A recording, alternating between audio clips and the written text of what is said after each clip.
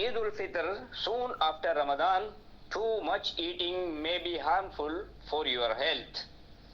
جی ہاں دوستوں، عید الفطر کے موقع پر رمضان کے فوراً بعد کھانے پینے میں بے اعتدالی آپ کی صحت سے جڑی بے شمار پیچیدگیاں پیدا کر سکتی ہے۔ یہی آج کے اہم ولاگ کا موضوع ہے، اسے آخر تک ضرور دیکھیے گا۔ السلام علیکم دوستوں، میں کمانڈر نعیم یوسف ہوں اور اپنے YouTube channel safety with Naeem Yusuf, Facebook, Instagram اور ٹویٹر پر آپ سب کے ساتھ ہوں۔ دوستوں، پاکستان میں عید الفطر کی ممکنہ تاریخ 10 اپریل 2024 بروز بدھ ہوگی۔ میری طرف سے آپ سب کو عید کی بہت بہت مبارک۔ اللہ تعالیٰ آپ سب کو ایسی ہزاروں لاکھوں خوشیاں عطا فرمائے۔ دوستوں، رمضان المبارک کا بابرکت مہینہ ختم ہونے پر یکم شوال کو عید الفطر منائی جاتی ہے۔ رب ذوالجلال کی جانب سے روزے داروں کے لیے یہ ایک انعام ہے۔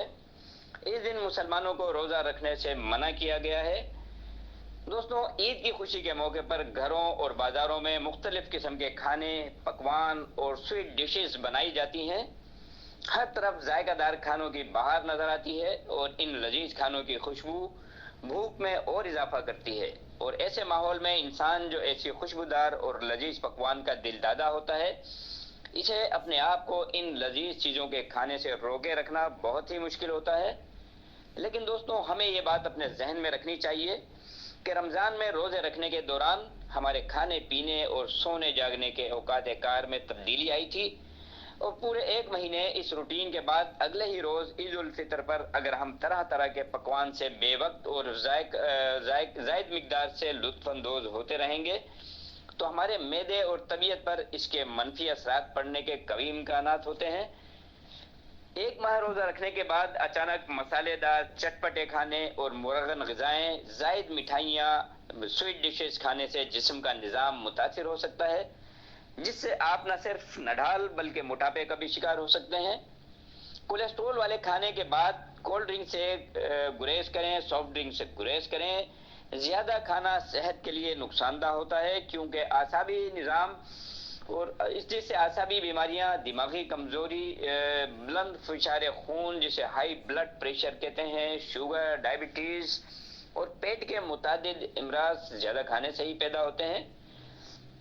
زیادہ چٹپٹے کھانے، کچوریاں، پراٹھے، کیما، کڑھائی، حلوہ پوری کے بھوک سے زیادہ کھانے سے پیٹ خراب ہونے کا خدشہ رہتا ہے، جس سے عید کا سارا مزہ کرکرا ہو جاتا ہے۔ دوستوں، رمضان کے مہینے میں صبح فجر سے مغرب تک کھانے پینے کے وقفے کی وجہ سے معدے کی ایک خاص انداز میں تربیت ہو جاتی ہے۔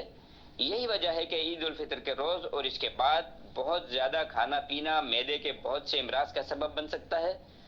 اگر آپ اس مشکل سے محفوظ رہنا چاہتے ہیں تو عید کے دن دوپہر اور رات کے کھانے میں کم از کم 6 گھنٹے کا وقفہ رکھنا بے حد ضروری ہے، کیونکہ روزے کے دوران معدہ 15 سے 16 گھنٹے تک آرام کا عادی ہو چکا ہوتا ہے، اور بد پرہیزی کی وجہ سے معدے کے پیچیدہ مسائل پیدا ہو سکتے ہیں۔ دوستوں، عید کے دن سنت رسول اللہ صلی اللہ علیہ وآلہ وسلم کے مطابق صبح کی شروعات میٹھے سے، یعنی کھجور، کھیر، سیویاں، شیر خورما اور میٹھے چاول سے کیجیے، لیکن بہت خیال رہے کہ میٹھا زائد مقدار میں نہ کھائیں، کیونکہ شیر خورما، کھیر اور دوسری سویٹ ڈشز میں میوہ جات کا کثرت سے استعمال ہوتا ہے، جنہیں بعض لوگ چبانے بغیر نگل لیتے ہیں، اور یہ معدے میں گرانی کا سبب بنتے ہیں، جس سے طبیعت بہت بوجھل ہو جاتی ہے۔ کھانے کے بعد کولڈ ڈرنک کا استعمال بہت زیادہ نقصان دہ ثابت ہوتا ہے۔ ضرورت سے زیادہ ٹھنڈے پانی اور برف سے پرہیز کریں۔ عید کے دن دوپہر کا کھانا سادہ ہونا ضروری ہے۔ رمضان ختم ہوتے ہی اگلے دن غذاؤں کی بھرمار صحت کے پیچیدہ مسائل پیدا کر دیتی ہے۔ دوستوں، کھانے میں بہت احتیاط کریں۔ دین اسلام ہمیں سکھاتا ہے کہ اتنا کھاؤ کہ تھوڑی بھوک باقی رہ جائے، لیکن ہمارے ہاں اس کا الٹا ہی ہوتا ہے، اور کچھ لوگ تو اتنا کھا لیتے ہیں کہ بعد میں صحت کے مسائل اور پیچیدگیوں کی وجہ سے وہ کچھ بھی کھانے کے قابل نہیں رہتے اور ان کی عید خراب ہو جاتی ہے۔ اس لیے دوستوں، کھانے میں بہت اعتدال اور ہوشیاری سے کام لیں۔ بہت زیادہ میٹھا کھانے سے پرہیز کریں۔ میٹھے کی زیادتی بھی صحت پر منفی اثرات مرتب کرتی ہے۔ عید پر عام دنوں سے زیادہ کیلوریز استعمال کرنے سے معدے میں تیزابیت کی شکایت پیدا ہوتی ہے۔ عید کے روز بہت زیادہ چٹپٹے کھانے اور بہت زیادہ مقدار میں کھانے سے پرہیز کریں، اور کولیسٹرول اور مرغن غذائیں کھانے کے بعد سافٹ ڈرنک کا استعمال بہت ہی نقصان دہ ہوتا ہے۔ اس لیے کوشش کریں کہ عید الفطر پر کھانے کے ساتھ ساتھ سافٹ ڈرنک کے استعمال میں بہت احتیاط برتیں۔ دوستوں، اگر آپ چاہتے ہیں کہ عید پر بد ہضمی اور بد پرہیزی جیسے مسائل سے بچے رہیں تو کھانے سے پہلے 1.5-2 گلاس پانی پی لیں۔ پانی کے یہ 2 گلاس آپ کو کھانے کے دوران کم کیلوریز لینے میں مدد دیں گے، اور یہ بڑھتی ہوئی خوراک میں کمی لانے کا بھی بہترین ذریعہ ہے۔ پھلوں اور سبزیوں کا استعمال زیادہ رکھیں۔ پھلوں اور سبزیوں میں موجود پانی اور فائبر پیاس بجھانے کے ساتھ ساتھ پیٹ کے بھرے ہونے کا بھی احساس دلاتے ہیں۔ پھلوں میں موجود مٹھاس ہمارے جسم میں چینی کے لیے پائی جانے والی طلب اور کمی کو پورا کرتی ہے۔ پھلوں کی مٹھاس میں اتنا زیادہ میٹھا نہیں ہوتا جو وزن کو بڑھانے کا سبب بنے۔ اپنے آپ کو فٹ اور توانا رکھنے کے لیے روزانہ تھوڑی بہت ہلکی پھلکی ورزش ضرور کر لیا کریں۔ یاد رکھیں کہ دوران ورزش انسان کا جسم خوش رکھنے والا ہارمون ایڈروفین خارج کرتا ہے، جو نہ صرف آپ کی کھانے کی طلب کو قابو میں رکھتا ہے بلکہ آپ کے مزاج پر بھی اس کے خوشگوار اثرات مرتب ہوتے ہیں، اور آپ ہمیشہ توانا اور تندرست رہتے ہیں۔ اپنی عمر کے لحاظ سے روزانہ تھوڑی بہت ورزش ضرور کر لیا کریں۔